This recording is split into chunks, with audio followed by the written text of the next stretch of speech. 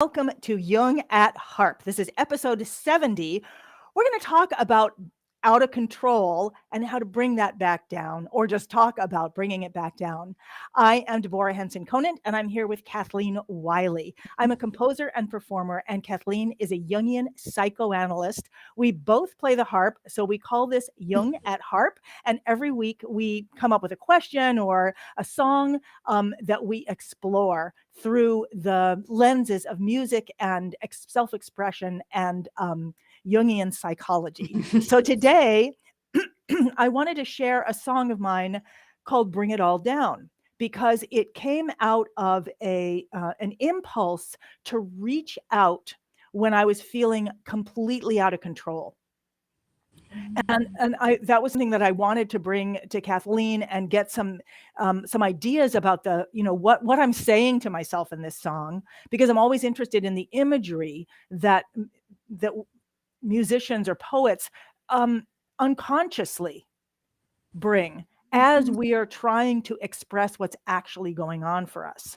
So I'm interested in everything that you have to say about this. And before we even begin, this song starts out, pull me down when my line's too high, reel me in when I'm bouncing off the sky. There's nothing I would rather do than bring it all down to you. And when we first started talking about this, I said, it reminds me of Icarus. Like, what if Icarus, the guy who flew too close to the sun, what if there was somebody who was asking him, or what if he had second thoughts and was thinking, wait a minute, why do I have to fly to the sun? Why do I have to try all this? So before we even begin, Kathleen, is there any sort of context that you would like to bring to this song and the words that I'm going to be sharing? Yeah, so I want to say we started a couple of weeks ago kind of a new series of Jung at HARP where we're sharing and DHC is sharing at the harp a song, a myth, a story that we then look at and what it means in terms of our own internal process and how we move with ourselves and expressing who we are in the world. And this song is so much about that expansion that we have to give ourselves over to, kind of a being out of control, and that who we are and our sense of who we are and where we are loosens so that we can express something new, expanding. So we can sometimes think of it, if we're like this, all right, nothing new can get in or come out. But if we disintegrate, we fall apart, we get out of control, something new gets in. So that expansion is a normal part of the process of individuation. So wait, did you say, when we fall apart, when we disintegrate, something new can come in? Yeah, because there's an opening. So I think disintegration is sort of like a crisis. Like, I just completely fell down. So are you saying that in crisis there is this opportunity, or see, it's so Absolutely. Yeah. I mean, and I'm thinking of this song as all about someone who is totally out of control, reaching out to someone else for connection, and all the images in the song talk about that in different ways. But I hear what you're saying is there's two sides to this. As we go to express ourselves more, in fact, that may happen. We may feel that we're flying too high. Yeah. Well, Jung says in the process of encountering the unconscious, the larger self we are, our ego is alternately inflated and feels bigger and more powerful than it really is, and deflated, flattened, and feels more inadequate than it actually is. So this song speaks to that awareness of an inflation, and what we always go back to, the need for connection to pull you back down into the earth, pull you back down into the who you are in the moment. Right. It's and relationship plays an important role in terms of all of our learning how do I want to say, activating those processes that are innate in our psyche where we disintegrate and reintegrate. So having outside connection with other people is part of what actually facilitates that process and activates what also is an organic process that goes on inside of us, independent of other people at times. As you're talking, the words that jumped out to me were grandiosity and inadequacy. Because Mm-hmm. I know that in certain types of diction, you can shift, flip-flopping from, I'm amazing, I did this, to like, I'm a piece of crap, and I did, and you can, Right. and like, really, like, and, and based on external events Mm-hmm. rather than based on an internal sense of ourself. Yes. That's profound. I Oh, mean, what oh, you just said is so important because part of the journey of individuation is that we internalize, and that ability that is innate within us, or meaning organic, is activated to where we do learn when we see ourselves flying too high. There's something in us that pulls us back down to the ground, that when we do know we're in a puddle of tears, dissolved, disintegrated of sorts, that there is something in us that puts the pieces back together. And indeed, this mm, is one of the basic tenets of Jung's psychology. Is he did believe that that the self with a capital S is the organizing principle of our psyche that does do that for us. But that's a very different state of consciousness than our ego, trying to figure it out with logic and reason. right. And what I'm hearing when you speak is, um, that two things. The second was that a human instinct, or a human physical, and it's not just human, it's all life, is to repair.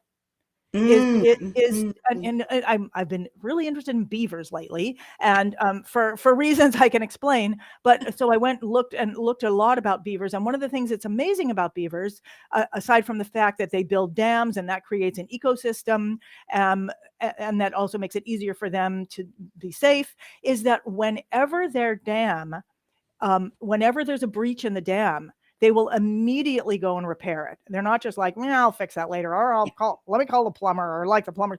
No, they go and they fix it immediately. And why that's powerful to me is that that's an externalization of what I think happens inside of us, that we Mm-hmm. repair, unless unless that is undermined.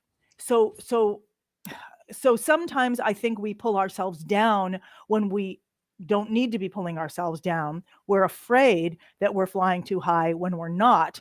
Sometimes, so this sounds like a good time to maybe sing the song. Yeah. And Yeah. one of the things that I want to say about the song, from a performance standpoint, is that this is a really hard song for me to sing, and therefore I have not sung it very much, and that's one of the reasons I wanted to do it today. And as I was exploring it, and listening back, videotaping myself playing it, I I noticed that there was this waffling back. First of all, I would get so interested in the song that I would play the song without the self-expression, and then I would get unclear about what the self-expression was, and I would, and so the okay, I'm going a little high here, and so the harp would not be supporting me. Now it's really interesting to me that in this case I'm the accompanist, the composer, and also I'm performing it. And years ago, when I've always self-defined as a composer. That's like my big thing. And I used to play songs for my other composer friends. And one of my friends said to me one day, he said, why do you play the song like that? And I was like, what? He said, like, it's like you're not performing it. I mean, you're just like, I was like, well, because I want you to hear the song. I don't want you to hear my performance of it. And he said, but the song is for your performance. The song is for Mm-hmm. self-expression. And you're undermining the whole meaning of the song if you're not self-expressing through it. Mm-hmm. Mm-hmm. And so then comes the issue of technicality. How, at what level, what do I have to do to feel comfortable enough with a song to actually sing it and self-express? And it was originally written for a different instrument, so I'm shifting it. Anyway, that was all really interesting as I start to look at that. What does it take? And I feel like I'm, now I kind of know, okay, I would spend, 2 years, I would do this and then eventually, but that's also what is so wonderful about music is that I can sing it today. I mean, I'll sing it today, but then I'll keep exploring it year after year after year after year, and it will come to mean different things to me, and I will come to engage with it differently. So I'm gonna sing the song now, and Kathleen, I'm gonna put myself up here, I think, and if you Yes. could just mute. Okay. The other thing that was really interesting to me is that I grew up with singers. And they were always, my mother was a singer, my aunt was a singer, and they were always just obsessed about their voices and, did they eat cheese or whatever like that. And I always I'm never going to be a singer because I never want to worry about that stuff. And so I really focus on being a songwriter and a composer and an instrumentalist. And then this morning I was like, oh, I'm going to sing this. Then I drank my coffee and it has this and it has that. And I think we're always, so now I'm like, I have phlegm in my voice. Good God, what am I going to do with that? And yet at every moment when we try to express ourselves, there is never going to be perfection, hopefully.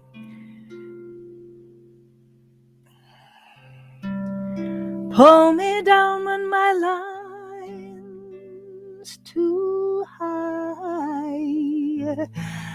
Reel me in when I'm bouncing off the sky. There is nothing I would rather do than bring it all down to you. Lead me home when I lose my way.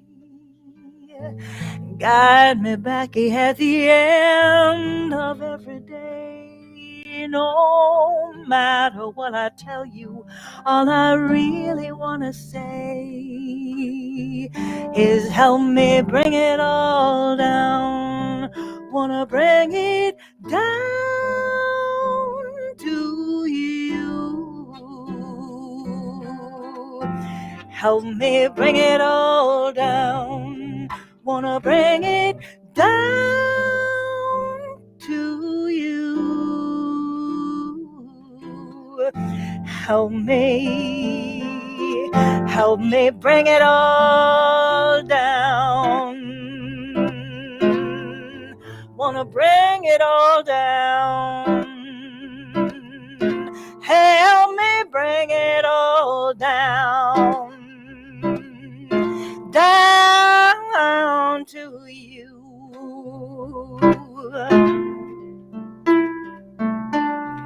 Oh, when I'm running on overdrive, when I think that I'm the only living thing alive, help me slip down, honey, help me slide, and help me bring it all down.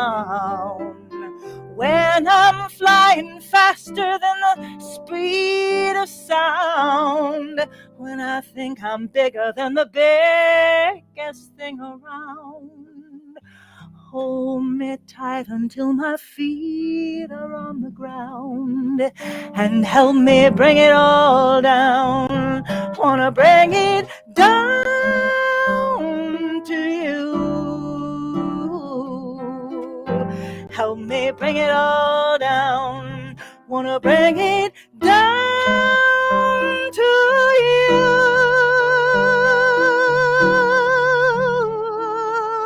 Help me, help me, help me, help me bring it all down.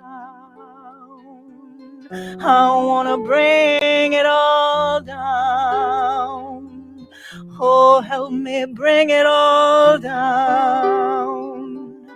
I want to bring it all down. I want to bring it down, bring it down, bring it down, bring it down. I want to bring it all down, down to you.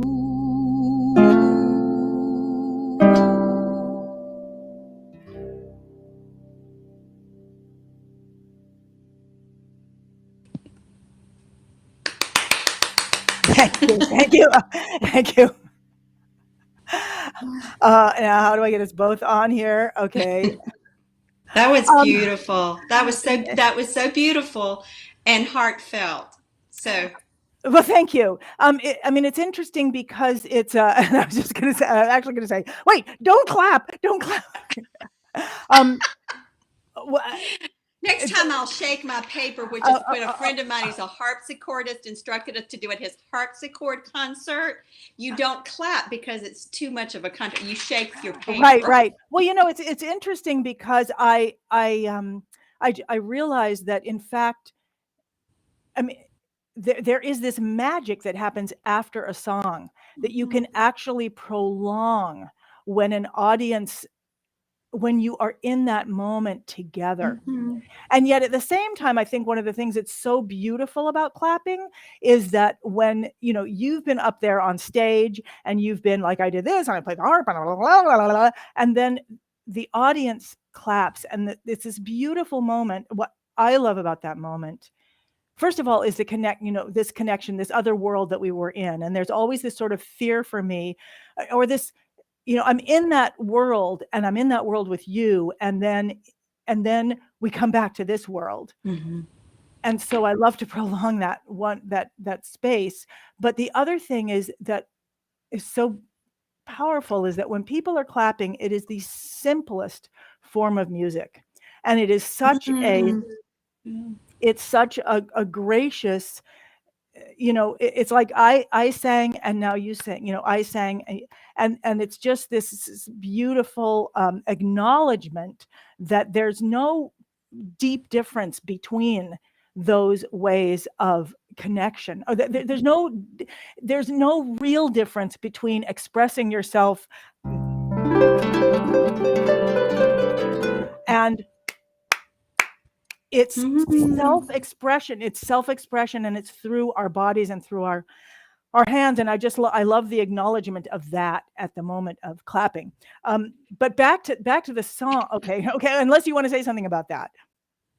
Well, gosh, I have so many thoughts that are related to the myth of Daedalus and Icarus, as well as your song. Please share. But you know what I want to say is what happens. I think what you're speaking to is that moment after you stop playing and singing and there's the silence, there is an experience of this Euroboric oneness. We are all in one place together. Right. Whereas when the audience is listening, you're the dynamic energy and the audience is receptive. Right. And so that in the moment the audience claps or shakes their paper, then the audience is dynamic and you're receptive. So it's one of the things that relationship does for us, which is reminds us of our wholeness. Those opposites of dynamic expansion, we give and give and give, we fly and we fly and we fly so high. But then we realize we also have to be receptive and magnetic and take in from another, from the outside. Right. And I'm going to bring Teddy. Teddy has just said, hi, ladies. Clapping completes the connection for me. Yeah. And I think when the audience acknowledges the clapping, it's this beautiful moment. And I also love that moment in between. And you just described, I think, why I love that moment. Kathleen, in between, we've gone to a world together I think the performers, the point is to lift people from their consciousness from a moment, from the burden of consciousness for a moment, and then bring them lightly back and slightly changed. That's and in that moment, we have gone together. We are in that spot together. We're acknowledging it together, and that silence and the resonance of what's resonating between us is that. And then, I love what Teddy said. Oh, so I think I froze the thing from getting emotional. Uh, it just that like what Teddy said, that connection, and it just makes the whole performance so rich, regardless of what, and acknowledging human expression all around, and acknowledging this is what another thing that I love about playing with symphonies is the individual and the group, and how we're engaging together, and how each one, but I could go on and on and on about that. Beautiful. Clapping. Yeah. And I love how I love how typos bring a greater truth. Clasping. Clasping also clears the way. Yes, that's right. It's a completion. Yeah. And I love that it is a clasping. It's like a bringing, it's like a connecting when in the clapping. That's really beautiful. Thank you. And thank you, Tova, is saying beautiful sharing. Thank you. So Kathleen, can you talk about the song? I mean, I feel like I'm always talking to myself in my songs, and I don't necessarily know what I'm saying. So there'll be a part of me that's talking to me about what later on I end up dealing with my therapist, or, whatever I end up dealing with.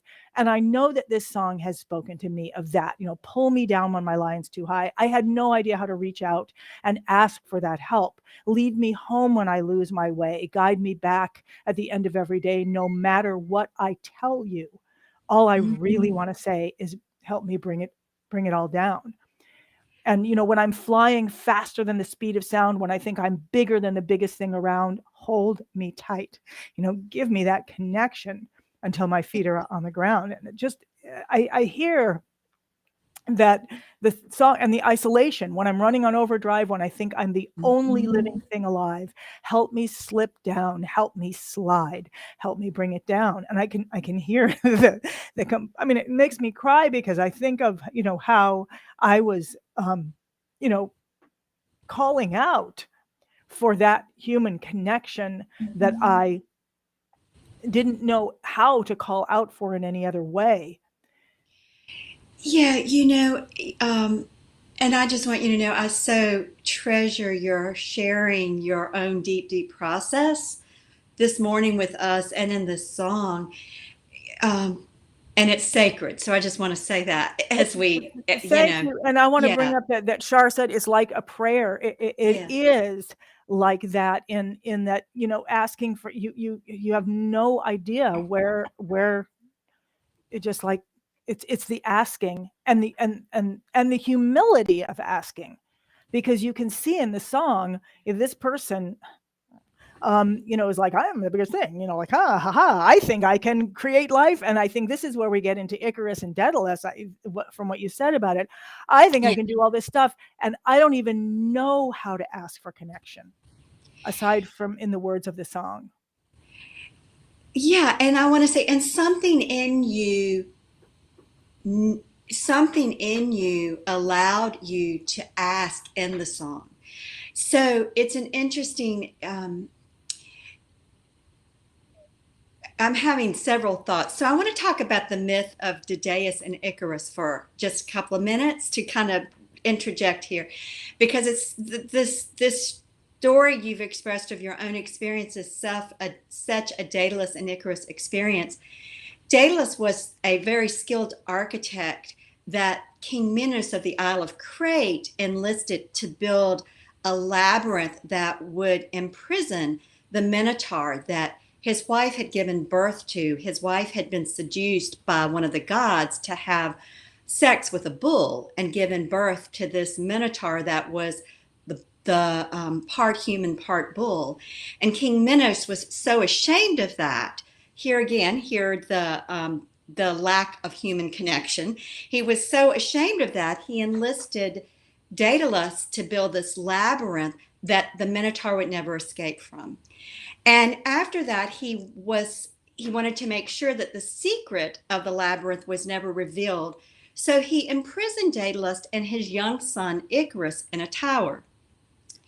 Well, after a while, Daedalus, being the skilled architect and genius he was, figured out that he could collect the feathers of the birds who roosted in the tower and use wax from the candles and build wings that he and Icarus could then fly out of the tower and fly away. And so Daedalus indeed does this. And when they leave, he says to his young son Icarus, "You cannot fly too close to the water, or the feathers will get wet and pull you down. And you cannot fly too close to the sun, or it will melt the wax, and you will then again fall into the sea." So they leave, and the Greeks, seeing them fly away, think they're gods, and they're out over the ocean. And sure enough, young Icarus, he doesn't remember to heed the words of his father, and he ultimately flies too close to the sun, and the wax of his wings melt, and he falls into the ocean. Daedalus continues on the journey and ends up, one of the myths says, in Sicily. Other myths say different things, where he built a temple to the god Apollo, the sun god, hung his wings, which he never wore again. Other myths say that King Minos was so enraged that Daedalus and Icarus had escaped that he was determined to find him and destroy him. So, being cunning and knowing of Daedalus's inflation and his own narcissism, i.e., inability to realize anybody else's need or the impact on anyone else, he issued a challenge that he suspected Daedalus would take up. And the challenge was that whomever worldwide could thread a wire through a spiral shell would be covered in gold. Sure enough, Daedalus took up the challenge, and once he took the challenge up and sent that word back, King Minos knew where he was, sent his troops in, and devastated the entire area, thus destroying not only Daedalus, but all of the people around them. So I think, Deborah, part of what you've done in this song is you were at a time where you realized that your own flying and your own sense of being able to meet any challenge, there wasn't any awareness. You were starting to be aware that the impact of that could be deadly for you and those around you. And you were expressing that desire to come back down to a place where we know our limitations. Because if relationship does anything, it reminds us of our limitations. And when we are in these expansive, creative places, we are in a place of not being limited. And so part of what you're speaking to in this song is needing that internal connection to your larger self that can be constellated or activated vis-a-vis relationships in the outside world to help you find that place to fly in the middle ground. As Daedalus did across the sea, he didn't get too close to the ocean, nor did he get too close to the sun. Now, there are other things that have to be dealt with there, but right. He didn't do it in mechanically, so he right. didn't do it, but he did it later in his desire to, achieve. He Yeah. then he then did it. There's so much powerful in this story. And first of all, and I'm very aware in the middle of the story, I was like, hey, wait a second, these are all guys. So I just started shifting, and I just started thinking, okay, what if this is okay, this is not egotistical. What if that's me and my mother? I mean, I just started thinking, about that. And I was thinking about all these stories. First of all, as you said, the gods, whatever, seduced so-and-so's wife to Mm-hmm. sleep with a bull. And I was like, yeah, right. Yeah, right. I don't think so. I think that's the story you're telling, King Midas or whatever, Minos or whatever your name is. You're ashamed. You're ashamed of your son. And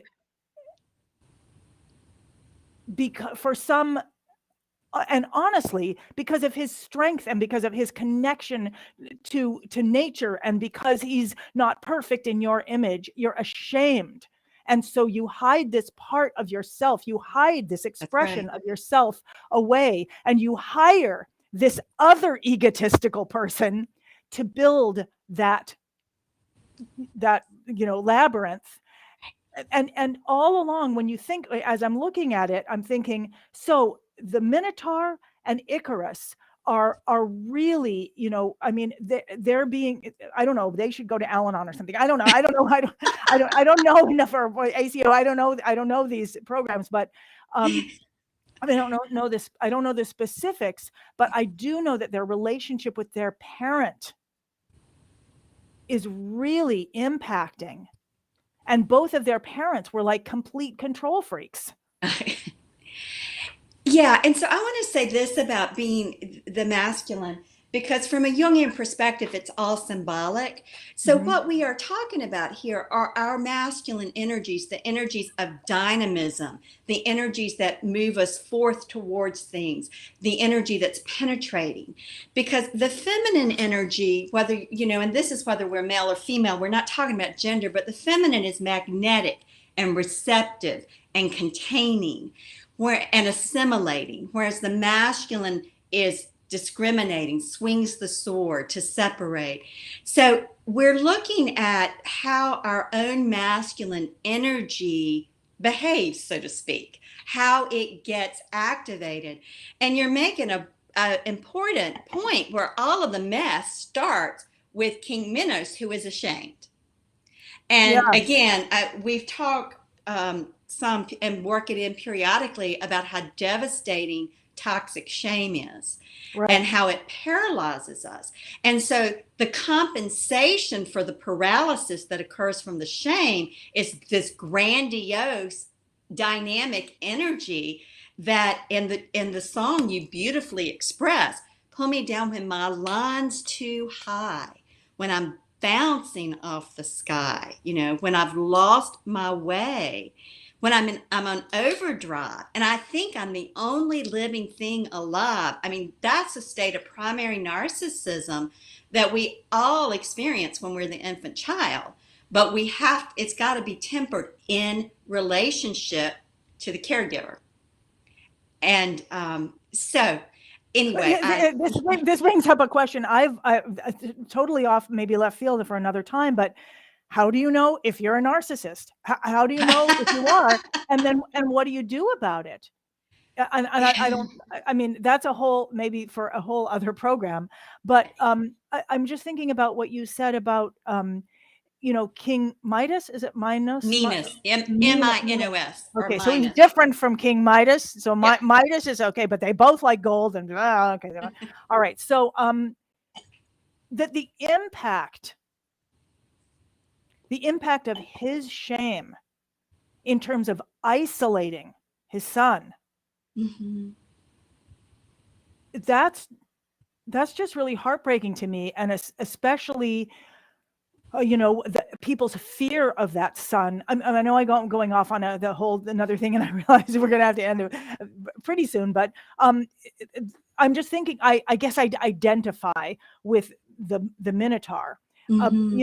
And think like, would I be mad? Yeah, I would be really mad if I was in darkness and I was in complete confusion and there was no way for me to get out and I was in complete isolation. Like, what would come up in my spirit if Mm-hmm. that happened to me, if I was put into that situation? So anyway, the impact of our controlling on others and it's interesting to me because the one thing that my mother used to always, I would be like, Mom, what, are you okay? And she'd be like, I'm just trying to keep things under control. And, I remembered it. What impact does that have on others when we think we are controlling ourselves? Yeah, I mean that's a really good question. And again, one of the things that we know from this myth is that it's very destructive. Because what King Minos also did is he threatened Athens, and I think once a year or twice a year, demanded that they send him, I think it was 7 or 14 youth, who he then put in the labyrinth, basically to feed the Minotaur, to satisfy that angry, lost energy that did not know how to get out. And if we're thinking about ourselves and that energy in us, Jung once said that creativity is a fire that burns everything around it, is a fire that requires no wood, but it burns. And we have to find an outlet for our creative expression. And when we don't, when we keep our creative expression imprisoned because we feel ashamed, it doesn't feel good enough. We're not technically proficient enough. I haven't played the harp long enough. That's my thing. Whatever it is, then when we keep that energy imprisoned where no one can see it, it can't see the light of day, then it does turn destructive. And so the addictions are how it manifests, self-destructive behaviors, obsessive compulsive disorder, perfectionism, substance use. I mean, it just goes on Well, and yeah, on. I think this is really fascinating that this King Minos not only hides his son away through shame, but then feeds that anger. Yeah. Yeah. In my embodiment practices online circle now, we're working with the practice of mind awareness. And the practice involves 10 minutes a day, getting relaxed, and then talking out loud into your voice recorder, saying everything the chatterbox inside of you is saying. And part of what we're doing with that practice is we're building the muscle of tracking all those inner voices, including the voice of our own King Minos, who constantly is feeding our shame and keeping us little and keeping us imprisoned. Right. And so we And have to, sacrificing others to and that shame. sacrificing others, sacrificing our desires, sacrificing our longing for relationship with someone else, sacrificing our creative expression, sacrificing our change of habits to do something that won't shoot ourselves in the foot, Right. And so we have to be able to hear and know that part of us if we're ever going to intervene with it, to find, and this is the other piece of the larger tale, King Minos's daughter, here's the feminine, the daughter Ariadne. Daedalus at some point has given Ariadne the secret of the labyrinth.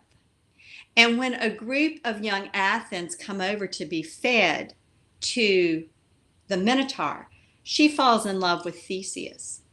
And so she gives Theseus a thread and instructs him to tie it outside of the labyrinth and then tie it to himself so that he can find his way out of the labyrinth and not be killed.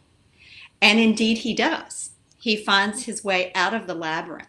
So the other piece of the story, and this is here in your song, when you say, Right. bring it all down. Right. You help me bring it down. You're saying to this part of you, help me out of the darkness.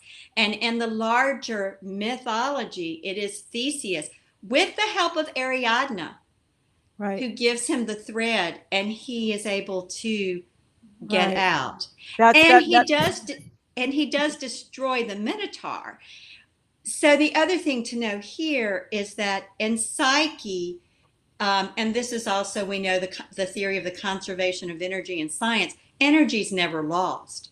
So what happens in the process is this energy of the Minotaur that is so angry and destructive because it is so lost and abandoned does get killed so it can grow in a new way. It can take a new form.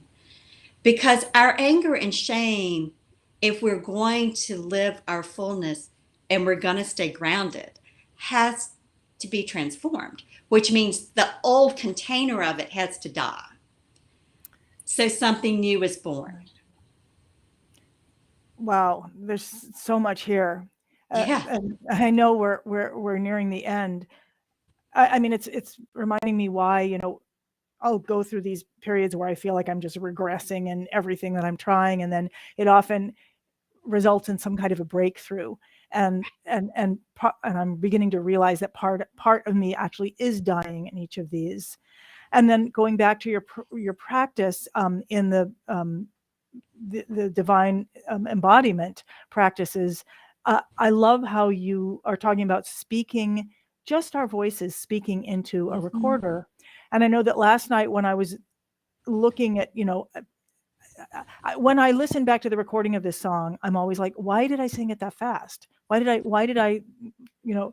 And so I was exploring that and listening to it and seeing what was moving me. And I realized I need years more to explore this.